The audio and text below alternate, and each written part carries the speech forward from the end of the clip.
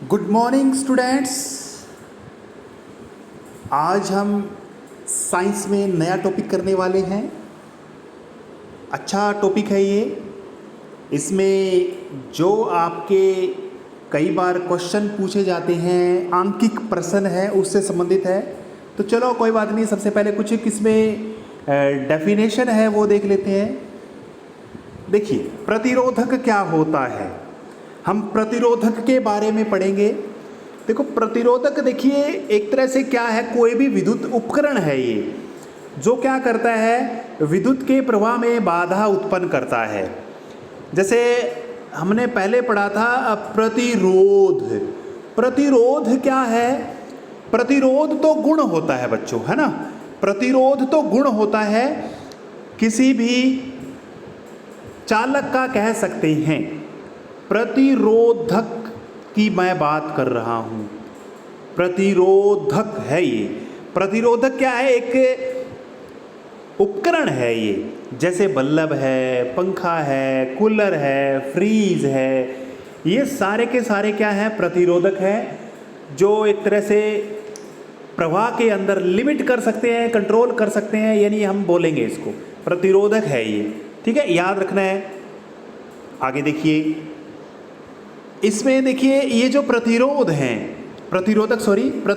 हैं, इनको हम किस किस तरह से लगा सकते हैं। जैसे घरों में कूलर, पंखे, टीवी कैसे लगाए हुए हैं, तो वो देखेंगे हम कैसे लगाना होता है।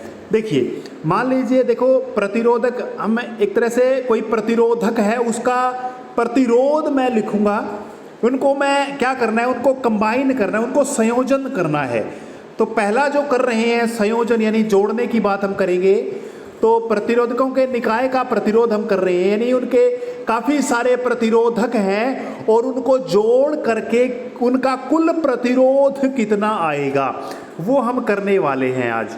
तो बच्चों, सबसे पहले हम करते हैं इसमें, अगर हमने सभी प्रतिरोधकों को श्रेणी में जोड़ दिया, जैसे पहला जोड़ दिया, फिर दूसरा जोड़ दिया, फिर तीसरा जोड़ दिया, इस तरह से हमने जोड़ दिए काफ़ी सारे, तो हम निकालेंगे कि उनका कुल प्रतिरोध क्या आएगा, उन प्रतिरोधकों का कुल प्रतिरोध क्या आएगा। जैसे मान के चलिए, देखिए मैंने लिखा हुआ है, ये 3 प्रतिरोधक लगाए हुए हैं जिनके प्रतिरोध हैं R1, R2, R3। ये तीनों के तीनों मैंने क्या लगा दिए, श्रेणी में लगा दिए। किस में लगा दिए? श्रेणी में लगा दिए, याद रखना है। अब बच्चों एक बात बताइए, छोटी सी बात आपको समझनी है। मेरे पास 3 पाइप है, यहाँ पर ऐसे पाइप लगा रखी है मैंने, एक पाइप, फिर दूसरी पाइप, फिर तीसरी पाइप, 3 पाइप लगा रखी हैं। कितनी लगा रखी हैं? 3 पाइप है, पहली है, दूसरी है, तीसरी है। अब देखो बच्चों, यहाँ से मैं क्या कर रहा हूँ, यहाँ से मैं पानी डाल रहा हूँ, यहाँ से मैं पानी डाल रहा हूँ, और ये पानी यहाँ से निकल रहा है इस बर्तन में, मान के चलो चाहिए, है ना। थोड़ा दिमाग लगाना है बच्चों, थोड़ा सा लगाना है, ज़्यादा नहीं, बस समझ में आ जाएगा आपको। यहाँ से पानी डाल रहा हूँ। अब मुझे एक बात बताइए, मान लीजिए आपने 5 मिनट तक पानी इसमें डाला, 5 मिनट तक यहाँ से डालते गए, यहाँ निकलता गया। अब आपने देखना है इसमें से पानी कितना जाएगा, इसमें से कितना जाएगा, इसमें से कितना जाएगा, बताइए। बिल्कुल इजी है। अरे इस पानी तो सभी में बराबर बराबर जाएगा बच्चों, क्योंकि जो पानी यहाँ से डाला वही पानी तो इसमें से जा रहा है, इसमें से जा रहा है, बराबर पानी है। पानी थोड़ी अलग अलग होगा, क्योंकि ये एक तरह से जोड़ रखी है हमने। दोबारा से फिर से देख लो, मान लीजिए ये पहला बर्तन है, जोड़ रखे, ये पतला हो गया, ये पतला हो गया, कोई बात नहीं, यहाँ से पानी डाला, इसमें से पानी निकला। 5 मिनट तक पानी हम चलाते रहे। कितने मिनट तक है? 5 मिनट तक।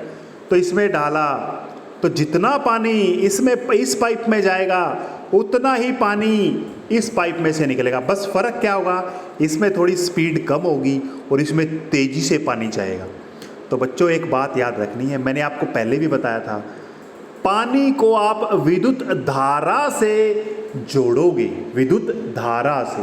तो यानी अगर श्रेणी क्रम में हमने कोई चीज जोड़ी हुई है, चाहे 4 पाइप है, चाहे 5 पाइप है, उसमें पानी की जो मात्रा है वो समान, कोई भी टाइम ले सकते हैं, समय ले सकते हैं, यानी बराबर समय के अंदर बराबर बराबर पानी जाएगा, पानी की मात्रा बराबर बराबर होगी बच्चों। यानी श्रेणी क्रम में करंट जो होता है वो बराबर, यानी इसमें भी जो करंट है मान के चलिए आई है, इसमें भी करंट आई है, इसमें भी करंट आई है, करंट की मात्रा तीनों में बराबर बराबर है। अब देखो एक बार पूरा डिटेल से कर लेते हैं इसको। देखिए मान लीजिए 3 प्रतिरोध हैं, वो आपने श्रेणी क्रम में जोड़ रखे हैं, जिनके मान क्या हैं, R1, R2, R3 हैं, ठीक है।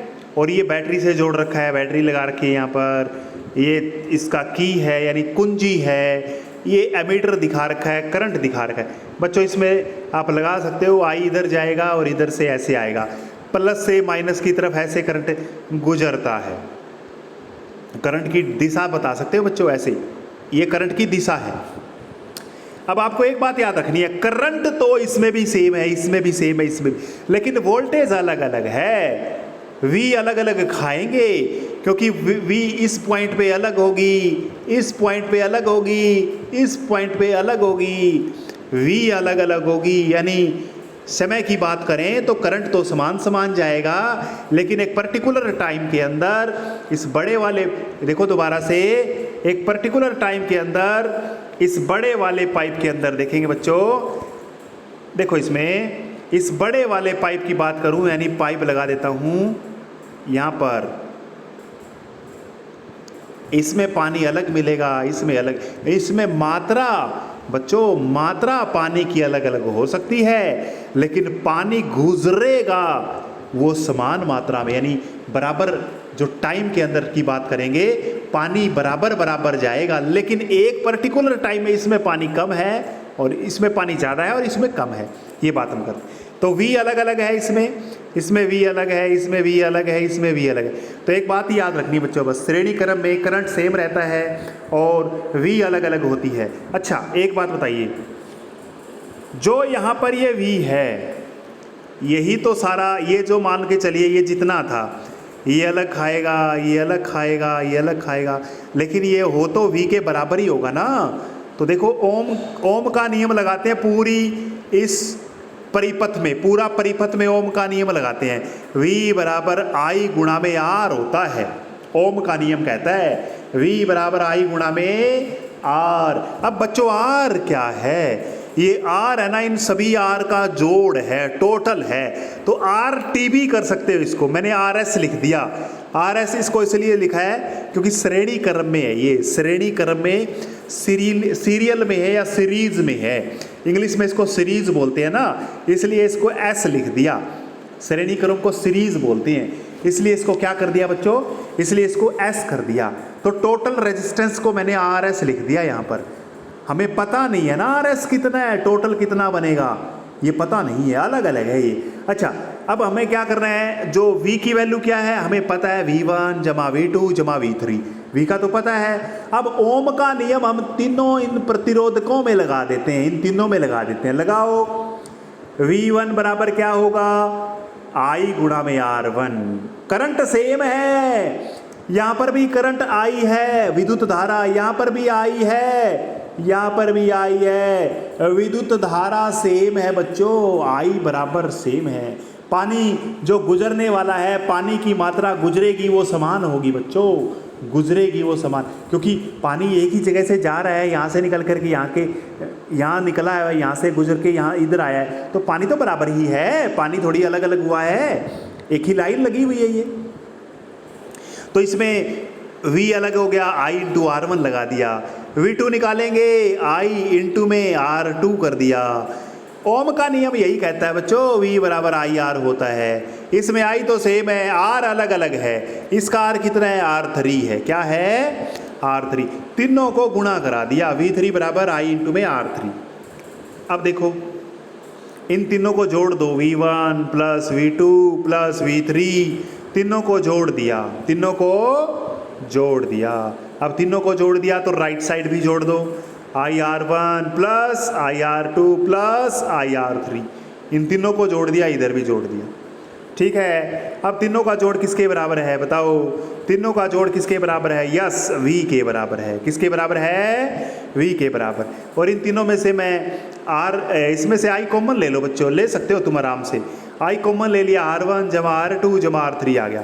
अच्छा, अब मुझे बताइए V किसके बराबर है? पूरी समीकरण में RS लिख सकते हो यहाँ पर, RS बच्चों, RS यहाँ पर RS लगा सकते हो। क्या लगा सकते हो?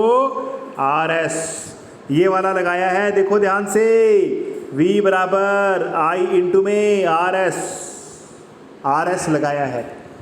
तो I से दोनों साइड में I से I कट गया, तो टोटल रेजिस्टेंस देखो बच्चों, अगर श्रेणी क्रम में लगा रखे हैं, श्रेणी क्रम में सारे रेजिस्टेंस क्या होते हैं, उनका सीधा जोड़ कर दो बच्चों आप, R1 जमा R2 जमा R3 जमा R4, कितने भी प्रतिरोध हो अगर श्रेणी क्रम में लगा रखे हों तो उनको सीधा जोड़ दो, आपका आंसर आ जाएगा। अब देखो ये क्वेश्चन कैसे आता है, मैंने बोल दिया, देखो बच्चों मैंने क्या बोला, मैंने ये बोल दिया कि 5 ओम का रेजिस्टेंस है, प्रतिरोध है, 6 ओम का प्रतिरोध है, 10 ओम का प्रतिरोध है, 5 ओम का प्रतिरोध है, इनको श्रेणी क्रम में जोड़ा जाता है, इनको श्रेणी क्रम में जोड़ा जाता है, तो कुल प्रतिरोध कितना आएगा? तो फटाफट कर देना, 5 जमा 6 जमा 10 जमा 5, क्योंकि श्रेणी क्रम में प्रतिरोध जुड़ जाता है। ये हमने सिद्ध कर दिया बच्चों, लास्ट में जाके ये सिद्ध हो गया ये। तो एक बात आपको मैं बताना फिर से चाहता हूं, श्रेणी क्रम में धारा सेम रहती है, विद्युत धारा बराबर बराबर रहती है, करंट तो यानी धारा तो बराबर बराबर आएगी, और वोल्टेज अलग अलग होती है, V अलग अलग होती है। V क्या होता है? विभवांतर अलग अलग होता है। आशा करता हूँ बच्चों समझ में आ गया होगा। ठीक है, इतना ही करेंगे हम। थैंक यू बच्चों।